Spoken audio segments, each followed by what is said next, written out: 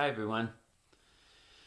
Today I am excited to introduce you to the first of 7 tools, techniques, practices, etc.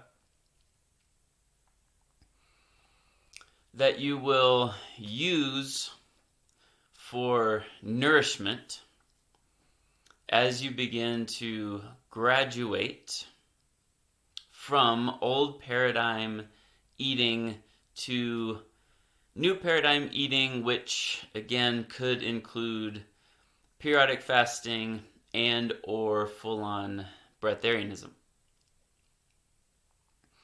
That practice is yoga.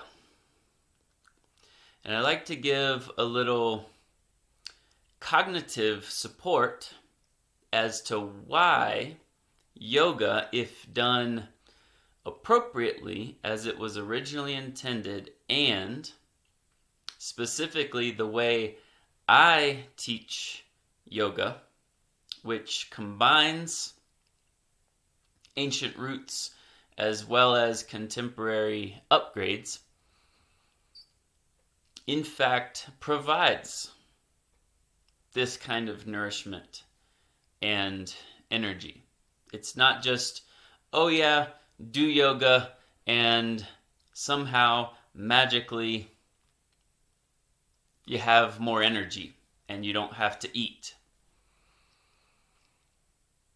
Or just do any kind of yoga, power yoga, flow yoga, as has become popularized, because I also teach a version of flow yoga every now and then as appropriate. But the way yoga has been approached and,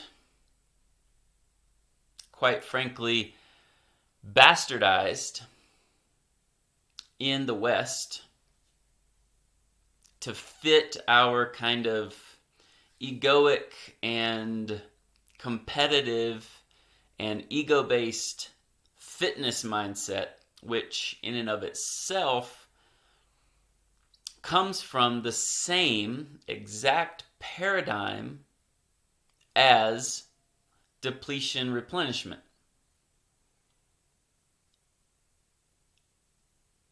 Notice how food and exercise, diet and exercise always go hand in hand in our mainstream pop culture world of health and wellness, which then also gets tied into sleep, which, as I have said, is very intimately intertwined and codependent with the others, but we're not necessarily focusing on sleep right now. But often, exercise is done in the first place from a pathological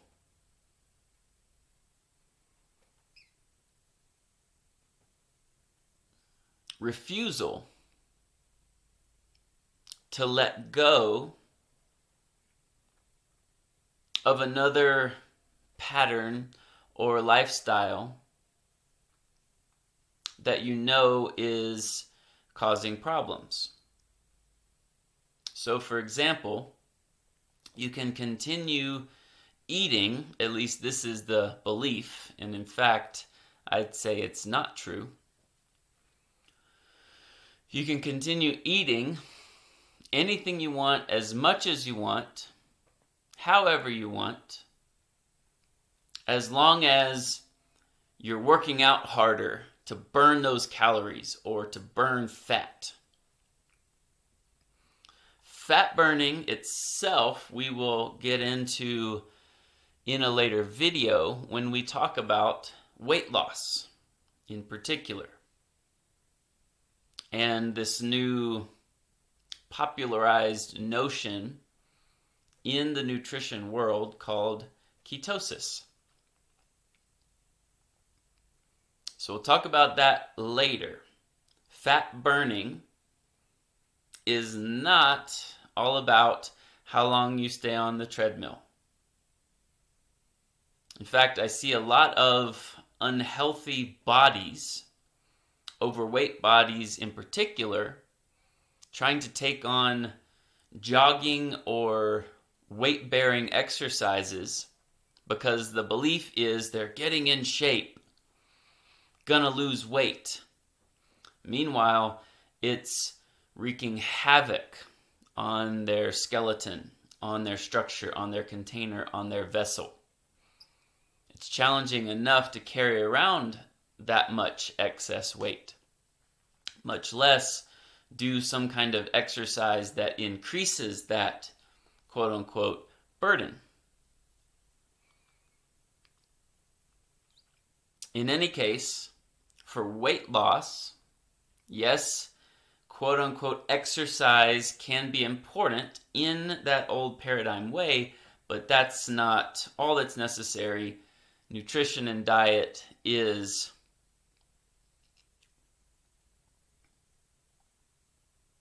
vital as well. However, I'm going to put the words diet, nutrition, and exercise all in the old paradigm bucket that we can refer to and talk about, but know that that's not even where I'm coming from. Overall, in general, when you take a well-rounded and balanced approach to healing, and yes, the popularized notion health and wellness, my approach, my perspective is eliminate or break down or deconstruct obstructions, obstacles, blockages to optimal energy flow, optimal body size, shape, tone, etc. And then your natural, God intended, plus evolutionary growth and development, which is also, in my opinion, God intended. So it's not just a returning back to something, but it's a reset plus room to evolve and grow as spirit itself evolves and grows in the collective and invites us to come along and do the same individually. It's a reestablishment or an establishment for the first time with your true self. And that, again, of course, is very cliche these days, that notion. And it is typically just a notion. It's just an idea. What is the true self? But I mean through every kosha layer. Your true body, your true mind, your true emotions, your true spirit, your true energy, your true quote-unquote personality. Whereas before you begin this journey, it's all fucked up. It's way imbalanced. You're very confused about who you are, what you like, what you need, what your preferences are, because it's so mixed in with projection, ego, fear, poor conditioning. So don't be afraid even of the word conditioning, because in fact, through deconditioning of pathological conditioning or poor conditioning, or merely societal kind of herd mentality conditioning, there's then a reconditioning necessary, which is part of this conversation about discipline. Through correct discipline discipline with the right thing in the right direction, and not white-knuckled, forceful discipline that then creates and causes even more karma. But appropriate discipline is a part of reconditioning yourself in the right direction.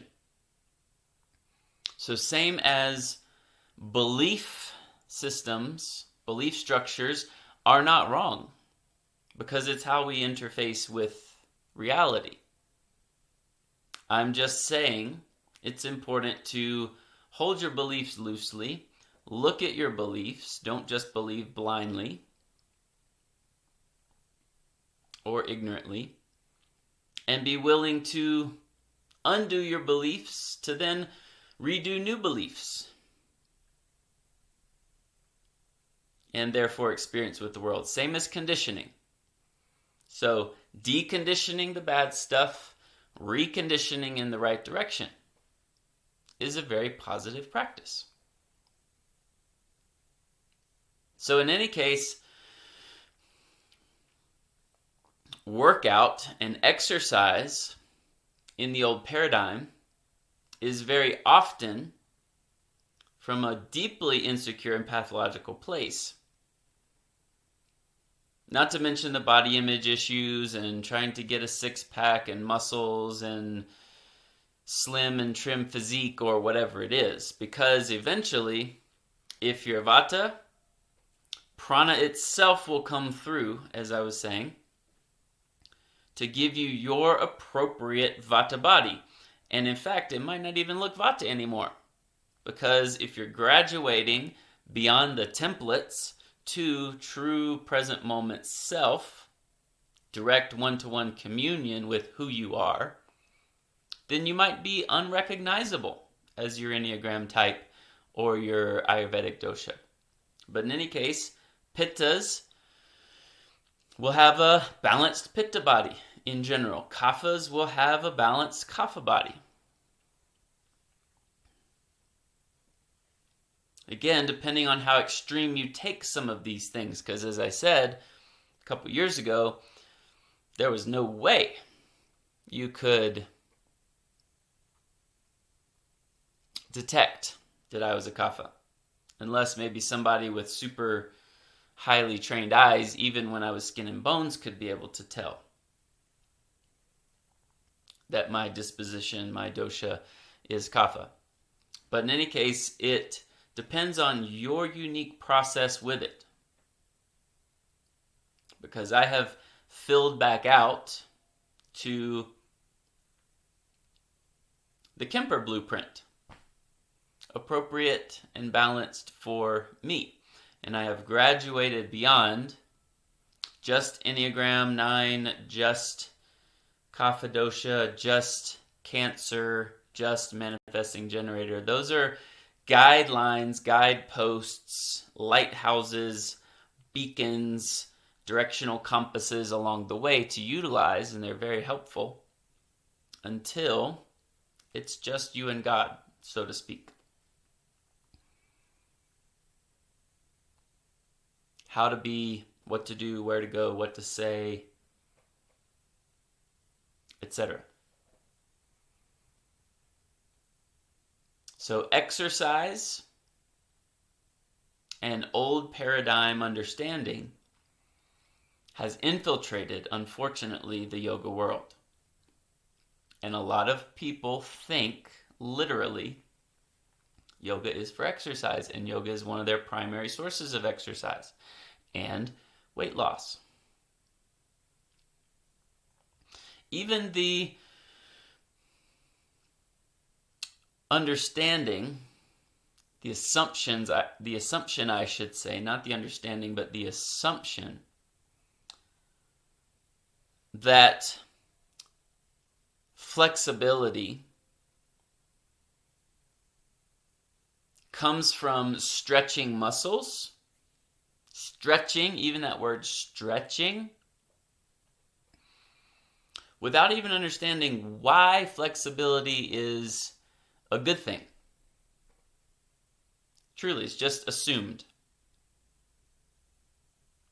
Except, of course, for super rigid and tight bodies that have a hard time even reaching the top of the cabinet or standing up off the ground.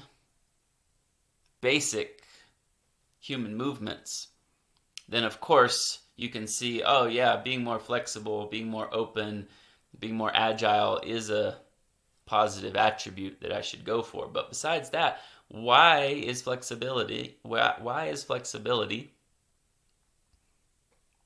such a good thing?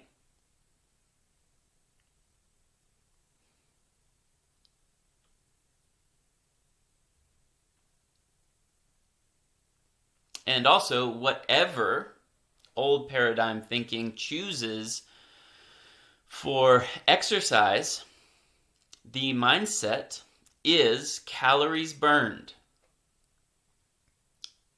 depleted energy, using up the energy gained from the last refueling, which would be from the last meal. Not even considering that there is an energy source beyond that. Literally. So we get words like hangry, or for some, blood pressure, blood sugar drops, need to eat again. And then there's the obsession in the weight training world where you have to get certain number of calories back in your body with a combination of protein and carbs and this kind of shake and fruit and glucose and whatever it is within 30 minutes of the end of your workout. I used to be in that paradigm, and I did that. And let's just go ahead and be clear, it does work. You can build muscle. You can get more quote-unquote flexible. It's not a bad or wrong system. But we, especially if you're watching this, are graduating from that. The whole perspective of depletion, replenishment, energy, and abundance is changing. So not to mention the insecurities, the body image issues, the competitive mindset, but also the refusal to change anything dietarily because we're addicted to that. So then you just work out harder and kind of burn yourself out. Actually, just so that you can have chocolate cake later.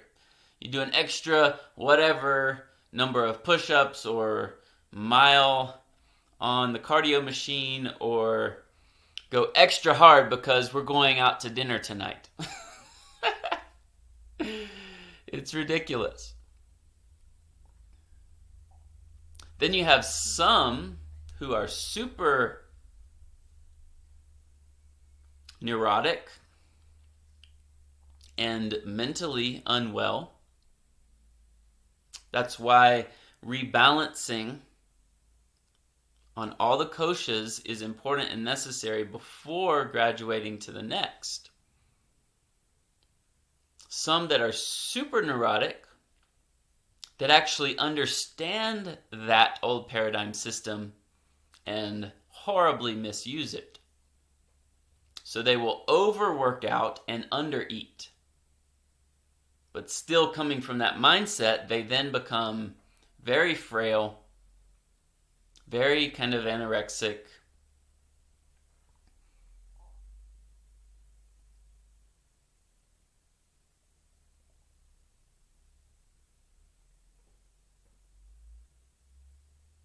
And the whole scheme that they've developed is supporting and being supported by We'll call it the ego, but later on, I'm actually going to introduce a concept called Beelzebub.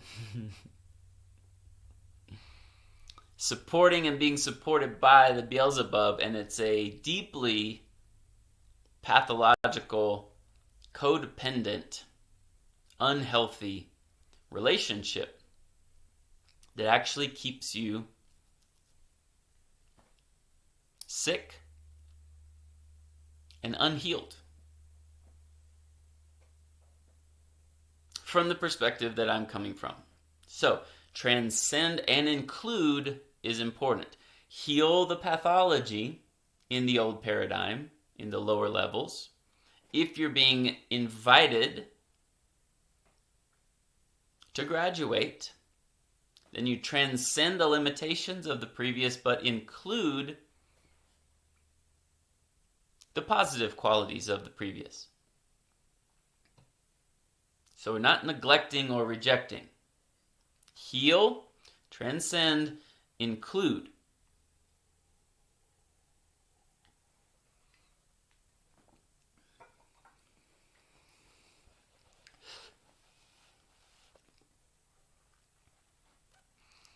So, it'll become clear as we go and as you hopefully practice yoga with me and in my style,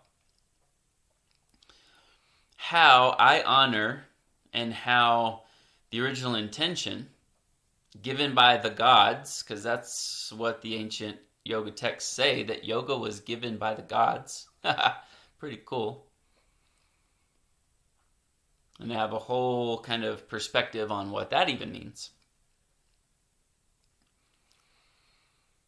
Why yoga has to be a spiritual practice, why it has to be coupled with meditation, why it can't be just exercise, when eventually, when you're rebalanced, it can be a nice source of physical stimulus and engagement,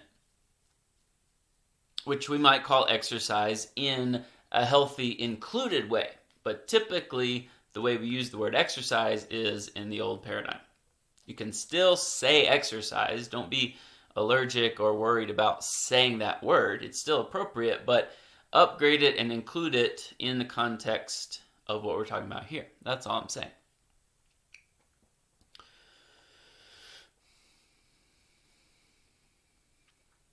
Why yoga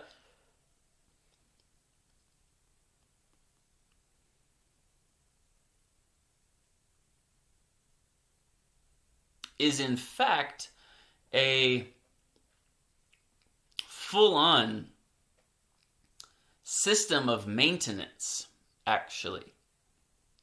There are other full-on systems of maintenance, I also believe, that I've just not studied deeply into, that those cultures also say were given by the gods. Tai Chi, Qigong, some forms of martial arts, and others. But yoga is simply the one that I know and love. I'd also like to point out that our seventh practice for nourishment that I said, having fun or doing something you love, doesn't have to be mutually exclusive or something altogether different from the other six. So if you love to do yoga, which I hope you eventually do, even if you start out with it as kind of a chore, the proof is in the pudding, it speaks for itself. Eventually, it feels really good and you look forward to it. Same with meditation. Same with all the others. If you love to do them, that's kind of a double check mark. Now, this can also be, these practices, in the category of what I said, what to do when you're not eating. You could do yoga during the time you would normally be eating, but you don't have to.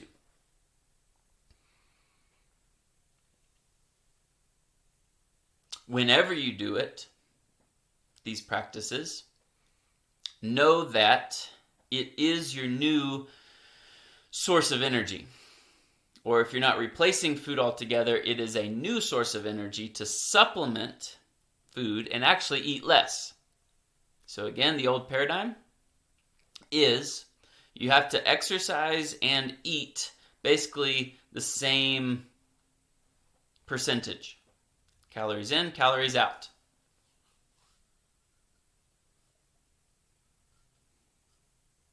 But here, you can eat less and do more of these other things. And yes, get in good physical shape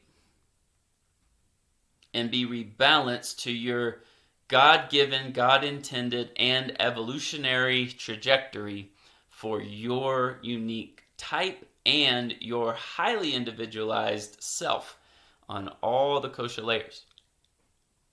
Physical all the way to spiritual. Who you are, who you were meant to be, so to speak. But I say that very lightly.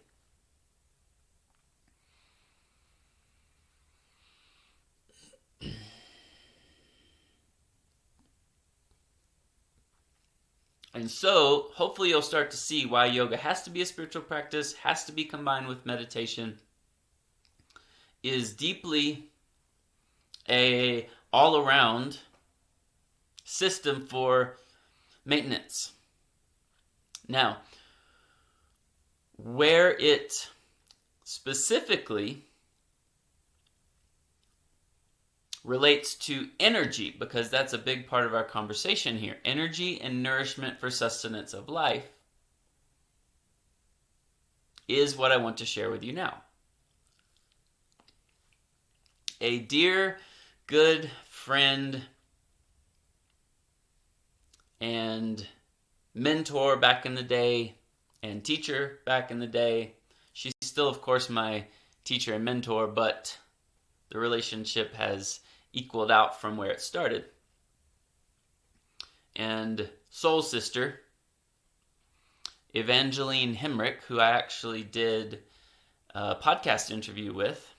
I would highly recommend you checking that out. The podcast is called In the Healing Room.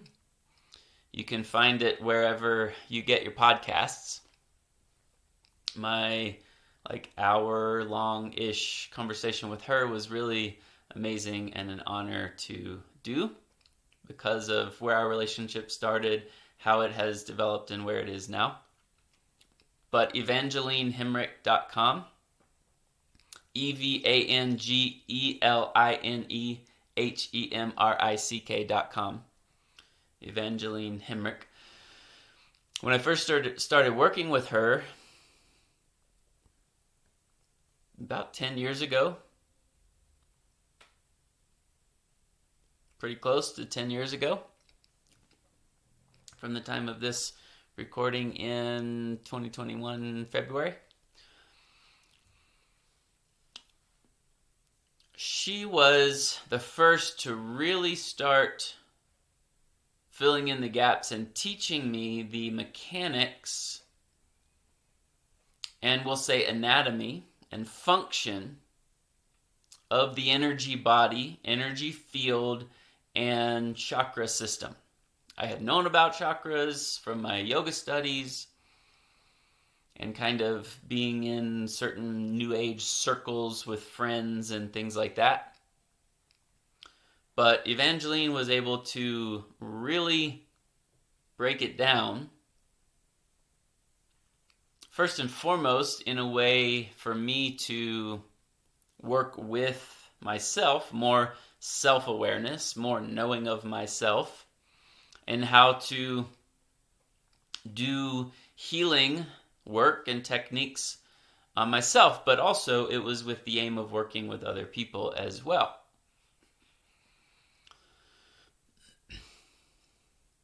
What she said, and I actually don't know if she knows that how much this stuck with me and has influenced me and has informed the way I understand and teach this. She told me that foundationally, fundamentally, the purpose of the chakras is energy metabolism. Wow. So yes, the main chakras down the central energy channel do have, we'll say, emotional or spiritual correlations, which we're pretty familiar with. Root chakra being about safety and survival, second chakra being about creativity and sexuality and connection, third chakra being about self-identity, expression in the world, fourth chakra being about heart and more universal love, throat chakra being about self-expression, sixth chakra being about higher knowledge or psychic gifts, seventh chakra being about spirituality and connection with source, loosely defined. So that all for sure has its place. But the word chakra itself, and in Sanskrit the CH is hard, chakra, but whatever, it's Americanized. It's how we say things. We do it with all the other languages. In any case, the chakras, or chakras,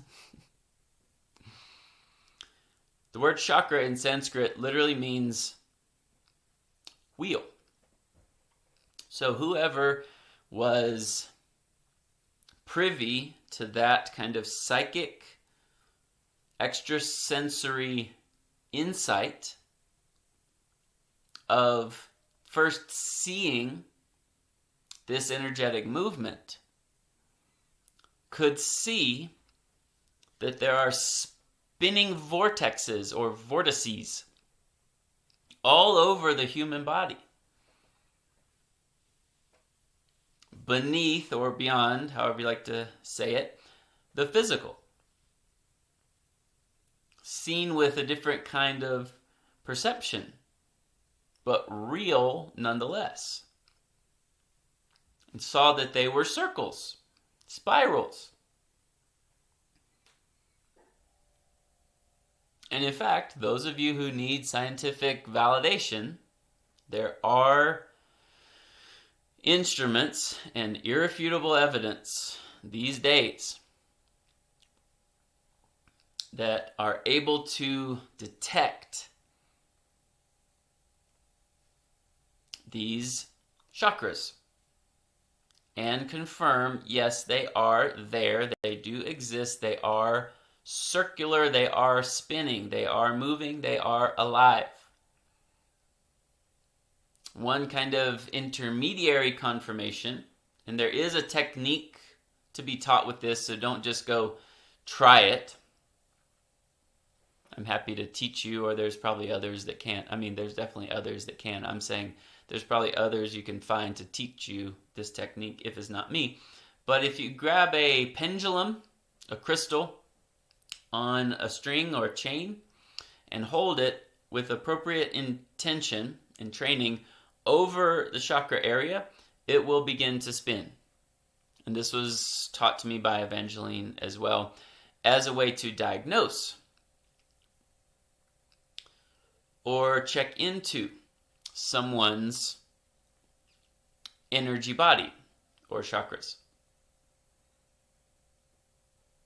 Because the size of the diameter, as well as the shape, whether it's a nice smooth circle or more elliptical or oblong or any other combination of things, or in a straight line,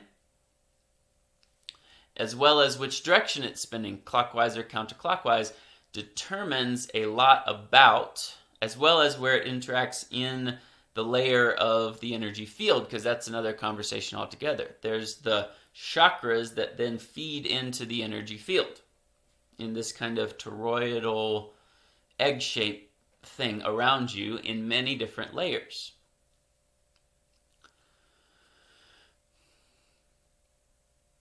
You can determine whether that chakra is imbalanced, is imbalanced or balanced, is open or closed, and is otherwise functioning properly or not.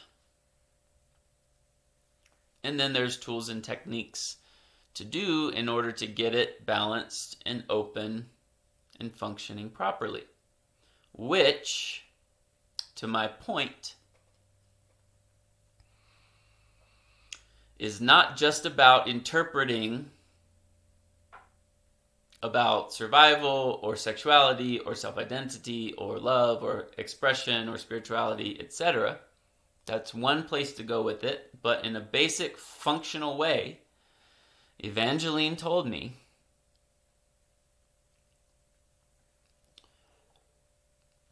when a chakra is blocked or closed or not working at all, because sometimes that's happening, then energy from the universal energy field around and in and everywhere, like the abundant energy that is actually never depleted of this place we live in, that's literally there for the taking. Don't take the word taking literally, but take the colloquialism literally. It's literally there for the taking and will never run out. You don't have to do anything to replenish it. If you take some energy from the field over here, you don't have to then put more back, or you don't have to then plant another seed there for another energy flower to grow. It's just there. That's the true abundance of this place. But you got to know how to access it. Again, nobody or no thing that's living, and again, even a rotten fruit, because a rotten fruit is still living in physical form, it's still here. It's still manifest. You can see it and interact with it. So I don't just mean animate versus inanimate. I mean any form of life. So we can upgrade that too, which is another not well thought out argument by vegans and paleoians and all of that. For me, life is anything. This chair, this computer, these books, and those are just physical things. Also ethereal, also energetic, also interior. Also thoughts. Thoughts are things. Things are thoughts. And then there are degrees of life in the kind of animate, organic, inanimate, unorganic, conventional, unconventional way of looking at things. And how vibrant and connected you are, or that thing is. So there's that way of talking about living and life versus death and decay. But anything that's manifest is plugged in to some degree to the source and getting energy from the field in some kind of way.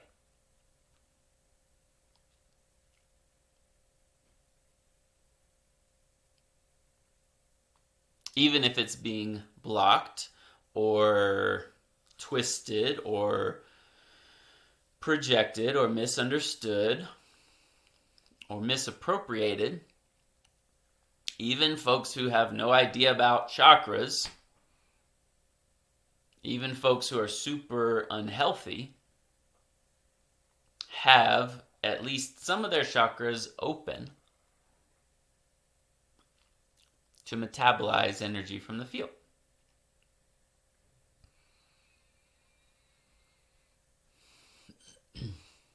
Now, there is a theory that I've also heard that we don't have to get into too much because I don't know much about it. And this starts to tiptoe into more alternative information and conspiracy theory land, which I also know a lot about. But just be mindful not to simply bite the bait and buy everything you're told hook, line, and sinker without further intuition and research and cross-referencing. In any case, I have heard from a reliable source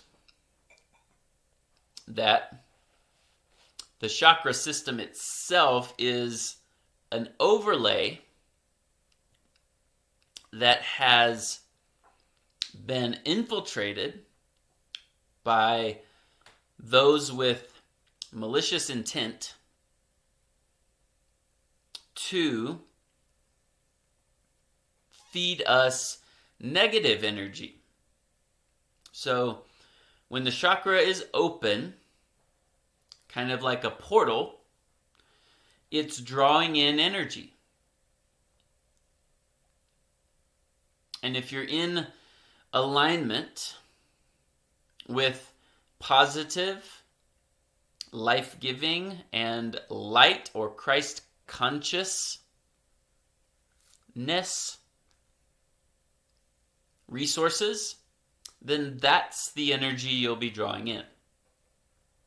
Which is another reason, and for a conversation at another time, perhaps, why at the outset of any spiritual journey, it's important to set your compass in that direction. And in my opinion, why all of the religions have kind of a list of 10 commandments or guidelines or tenets at the very beginning.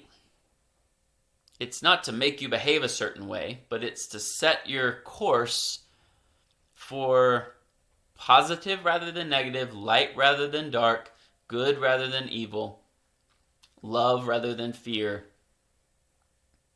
etc. So that everything you experience will be translated and interpreted through that filter. Because negative entities, dark entities, evil entities, guess what? Understand a lot of these same concepts. Unfortunately. And they have been hijacked in order to lead us in the wrong direction. So, in this theory that I've heard, there's also a possibility of removing the chakra overlay altogether so that negative energy can't come in at all. This is one of those kind of more advanced or graduated options. Because also, that sounds a lot like the graduation platform in the other progression and scheme that I laid out, which is direct one-to-one communion and metabolizing energy from the source without these other practices.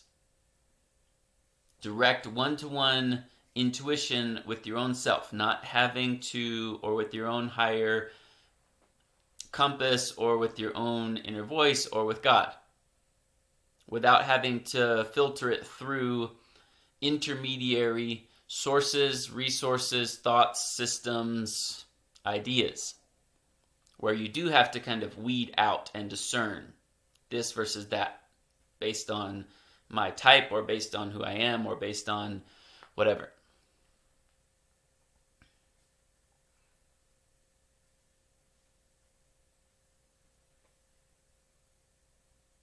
So, if you checked in with me, would perhaps, because I have graduated to the other, but again, transcend and include. So the chakras still could be included there, but there's a new paradigm at work in which I don't need to rely on, just like these other progressions, the chakra system to metabolize energy in the same way or at all. So Would a machine detect that I still have chakra system overlay? Maybe. But I do know that because of the work that I've done, it is simply getting it from the source and not having to always discern, because I have rebalanced my system, what's good, what's bad, and also because my compass has been set in that right direction from the start, that's all that comes in. And I don't have to do all these other little, practices to ward off evil spirits or to make sure the darkness stays away.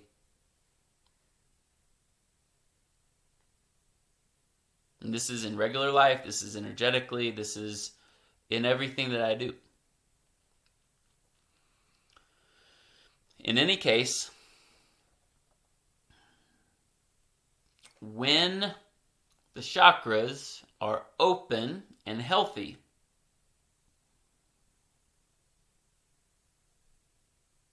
they are metabolizing energy from the field with optimal efficiency.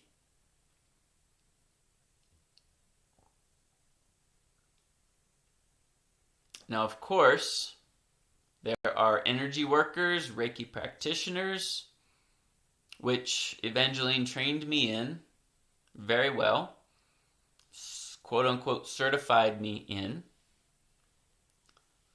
But I don't really practice that anymore. I don't really promote that anymore because it's another relying on an outside source. And what this is about is interior resourcing. So you'd have to go for your chakra tune-up every week to keep your chakras open. Receiving that from another person. There are tools and techniques that you can go in and do it yourself that I know a little about, but I'm going to show you other ways to get the same results. Not to mention there's a lot of charlatan, woo-woo Reiki masters and energy healers out there that don't know what the fuck they're doing.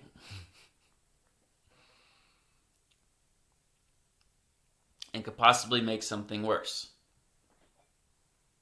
I was just very lucky, very blessed to be guided as I have along the way with all my other teachers and mentors to have been introduced to Evangeline and her amazing body of knowledge, her amazing gifts and expertise,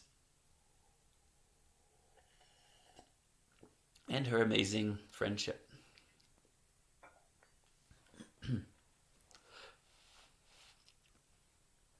I do recommend her highly, and I'm actually not sure if she's still doing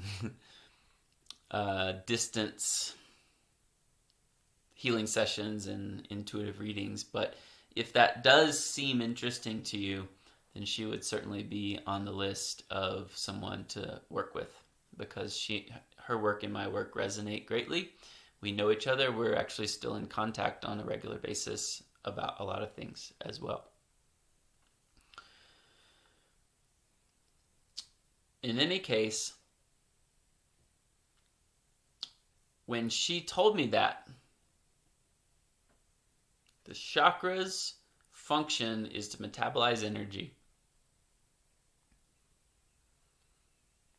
it was a game changer, similar to, and it was actually right around the same time as I was reading these accounts of the monks and yogis and sages and masters that were not eating much, not sleeping much, and doing these other disciplines and practices that would otherwise be interpreted as the depletion mentality or self-sabotage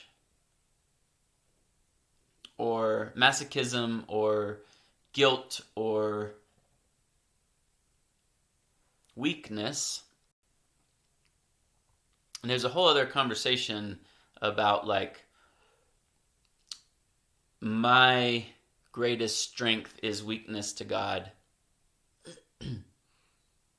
and how to actually be selfless or egoless, weak in that regard, so that true strength and power can come flowing through. That's another conversation altogether that perhaps we'll have in this course. But I mean relative weakness.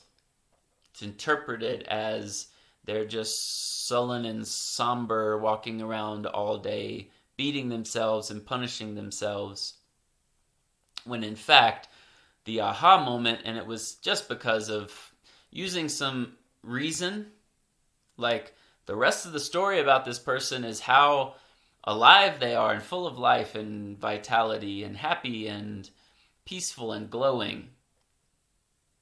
Something's going on here, combined with my past life knowledge and experience that I think just woke right back up. So similar to that, whoa, what else is going on here? I want to look into this further. When Evangeline told me what the purpose of the chakras was, I'm like, I just did a little, deduction. 2 + 2 = 4 means if the chakras are balanced, healthy, and wide open, and that's closer to the source anyway, is it possible that that's maybe what these monks and yogis and sages and masters were doing? That was their food. What did Jesus mean when he said, man does not live by bread alone? Think about it. So that started my wheels turning in that direction.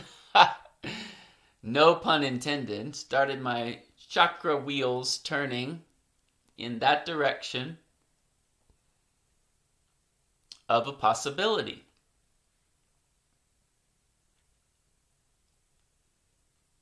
The next important piece of information about this is that Evangeline taught me that at every one of your joints you have a minor chakra. And I promise this is coming back to yoga very shortly.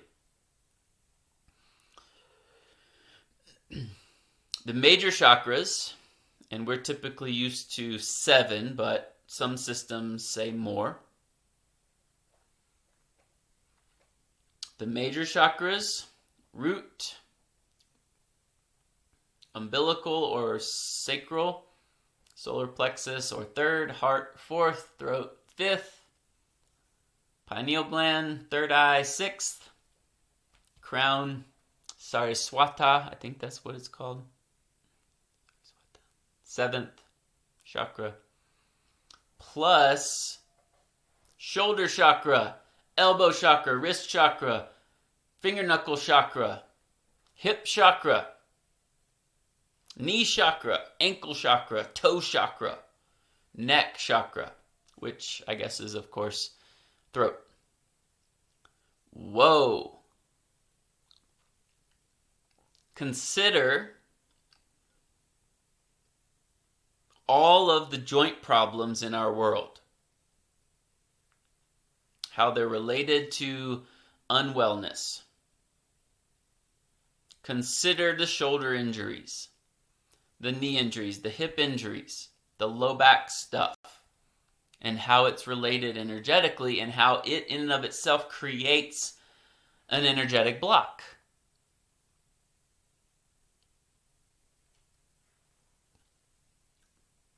So consider if you got, we'll just say, 7 major ones, and then 8, 9, 10, 11, I'm not even going to count them all, but a bunch.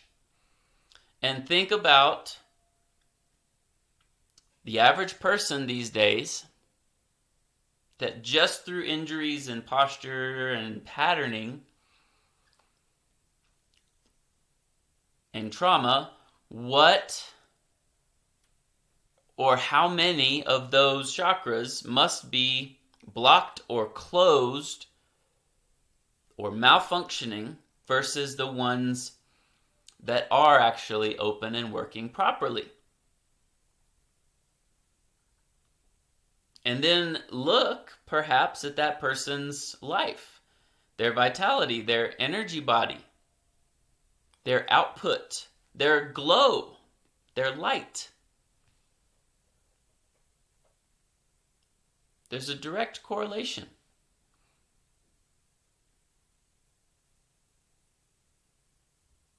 This is another kind of case study research project I would be interested in, actually. Just like the other specificity of overlapping types, I would very much be interested in this kind of study with a group of people. For like where your injury is, how many chakras open versus closed, and what the degree of vitality versus ego versus shadow versus overcompensation versus full-on constant sourcing from the field versus not, kind of like a rotten or decaying fruit, honestly.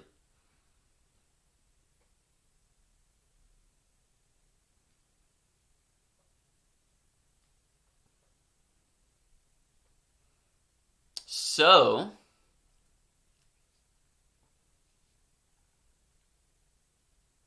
the next paradigm shift occurred that then allowed me to combine yoga with that information from Evangeline was when I learned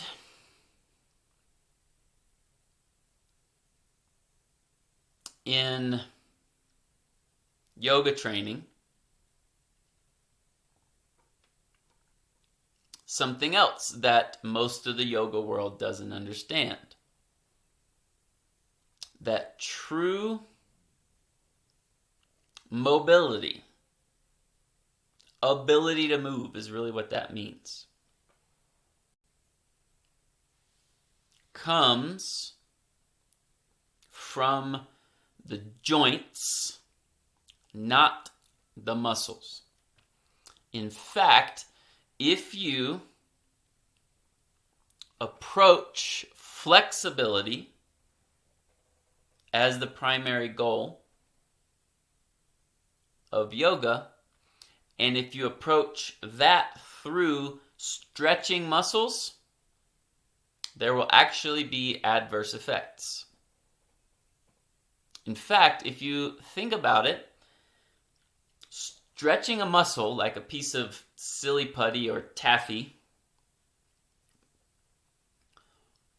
creates tears in it, which from the weightlifting world we know causes the muscle to then bulk up. That's how weight training builds muscle mass. You create micro tears in the muscle, and then when the muscle heals from the micro tear because it's a minor trauma, then it gets a little bigger. And then tear it a little more, and it gets a little bigger. And with getting a little bigger, also a sense of contraction and tightness comes. So actually stretching the muscles for flexibility will make you tighter. Crazy. Mobility is the appropriate balance, or mobility in general is the balance between flexibility and structure.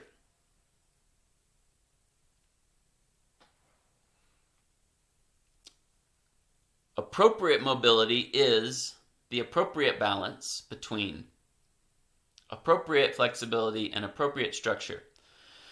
Too much flexibility has its own problems. I know from experience. Too much structure or rigidity has its own problems. And this, of course, can be translated and extrapolated into life in general. So it's not all about more and more and more and more flexibility. It's appropriate, balanced mobility, ability to move. And this can be physical, mental, energetic, spiritual, emotional. And there's components in every kosha layer for this. Physically speaking, however, the ability to move comes from a proper combination between flexibility and structure or container. Openness and containedness, if you will. So, the yoga that I practice and teach, and on the exterior, it might not look much different than other yoga. It does look different than like power yoga, even though I teach a little bit of power yoga here and there as well. There's nothing wrong with flow. There's nothing wrong with power. There's also nothing wrong with lifting weights and traditional exercise if you can include and upgrade it with this new understanding. Your intent, your understanding, your perspective, your approach to anything makes all the difference, as we know.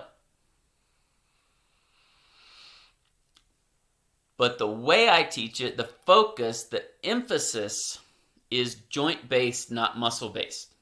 And is not just more opening, more flexibility. It's with an eye toward appropriate balance of flexibility and container. Which then translates, once you get that physically, wow, the change energetically, mentally, emotionally, spiritually is vast, is profound. And then couple that with meditation, which I'll do another whole introduction on for this. Steps it up even more exponentially. The point I'm making here is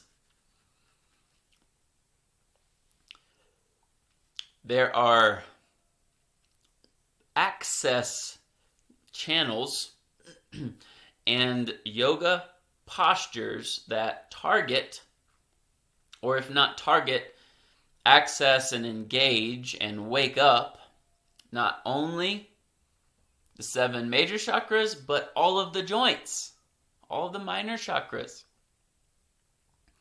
And if you approach yoga by opening the joints, then the muscles fall into place in between as they're supposed to.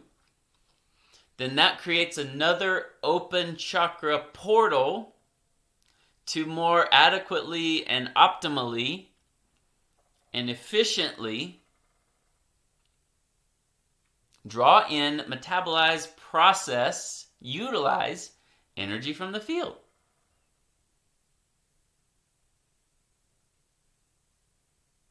So often, and I started noticing this early on, but I didn't have this conceptual understanding to support it or explain it. If you're not doing standard like workout yoga from that old mindset, because a lot of people will like do a yoga class, a workout fitness kind of yoga class, and then like, oh, and now I'm gonna go eat a delicious big meal.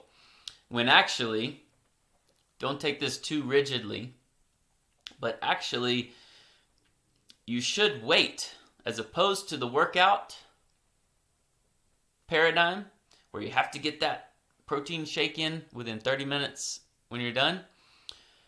Actually, you should go longer after you do a yoga class before you eat, because it has elevated your energy, your consciousness, and actually food rather than replenishing. And if you really think about it, oh, I'm not depleted after yoga if it's done appropriately. I actually have more energy than when I started. Actually, I felt a little hungry before yoga class, and now I'm not hungry at all. But it's just through conditioning. I just did something physical. I just did exercise. Therefore, I'm going to go eat. It's just blind, patterned habituation. That's all. And we're simply unwinding that, looking at it, and redoing it. So I started noticing that myself. When I'd be a little low energy or a little hungry before yoga class.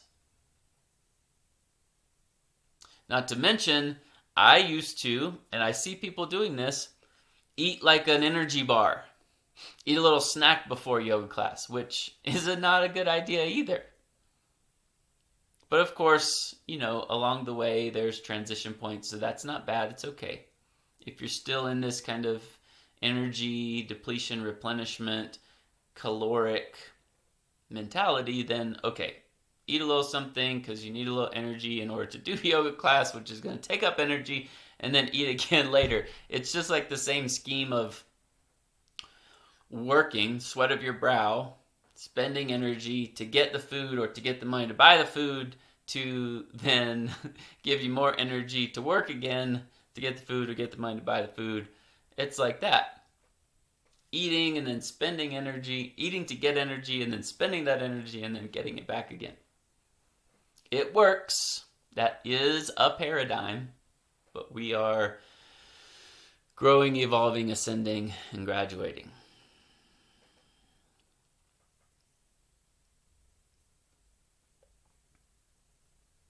So in any case, you should, if you are in the eating mentality, even those in the old paradigm should wait a little longer to eat after a yoga class anyway.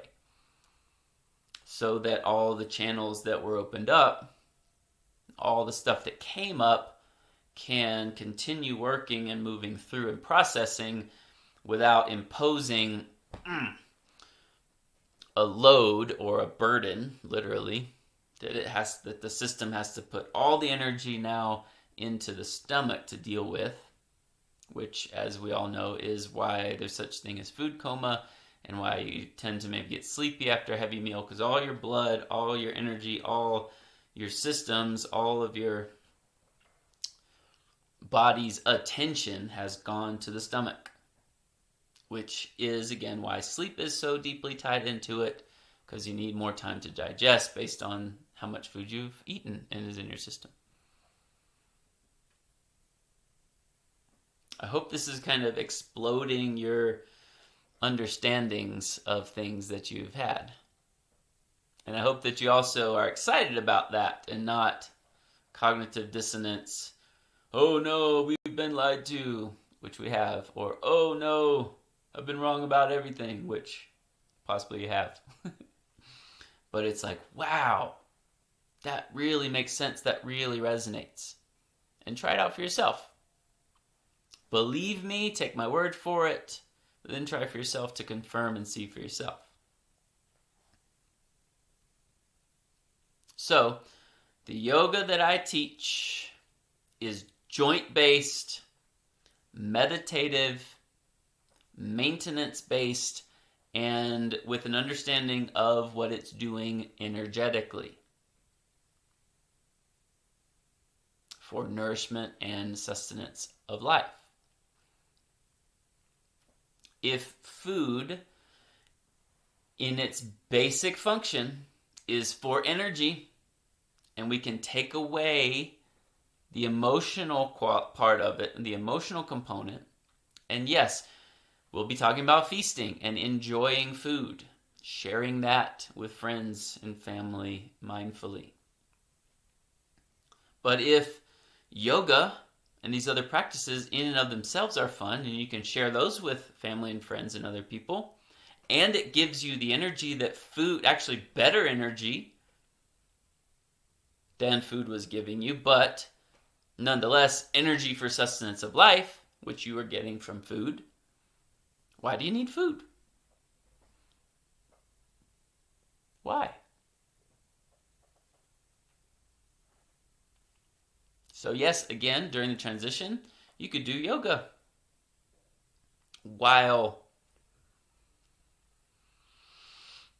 you can do yoga during the time that you would have normally been eating, which answers the question, what do I do when I'm not eating? So I have these two questions that will follow us through the course. What do I eat when I do eat? What do I do when I'm not eating? But it doesn't have to be during that time. There's other things you can do when you're not eating also, which we'll talk about later. So, I'm going to include in the supplemental material folder of this course a simple yoga sequence, even if you choose not to dive into working with me on yoga in a larger sense, in a regular basis like that, because I do have another whole yoga course with a full library of videos. So if you do this one yoga video that I have put in the supplemental material folder, and I think I'll also put a video on setup and yoga equipment. So watch that, as well as maybe a few demonstrative modules for how to do the postures. Which, again, just to get your feet wet into it, you could just do the one or maybe two sequences that I put in there. But I would highly, highly, highly, highly recommend and would love to have you going even deeper into it, because there's much more than just the one or two sequences. I'm just putting some very basic ones to kind of whet your appetite so that you can feel that joint-based approach, as well as the opening of those chakras, metabolizing of energy, and the uplift that you get rather than depletion through doing my style of yoga. I'm definitely not saying my style is the only way and the only right way or the best way or all that, but it certainly is rare the way I approach all of this package together. And the Kalyana container is kind of an energetic, morphic field. It's not about an elitist thing or needing you to only listen to me thing, but sometimes mixing other teachers, other styles, other approaches can give conflicting messages if you don't know yet how to properly discern and contextualize. So you can rest assured that if you're working with me in yoga, meditation, breatharianism, fasting, spiritual practice, etc., it will be all in alignment and resonant in the same field. So I hope this has blown your mind. I continue to be so very grateful that you're interested in this, humbled that you're trusting me as your guide, especially with such a countercultural lifestyle or practice. Namaste.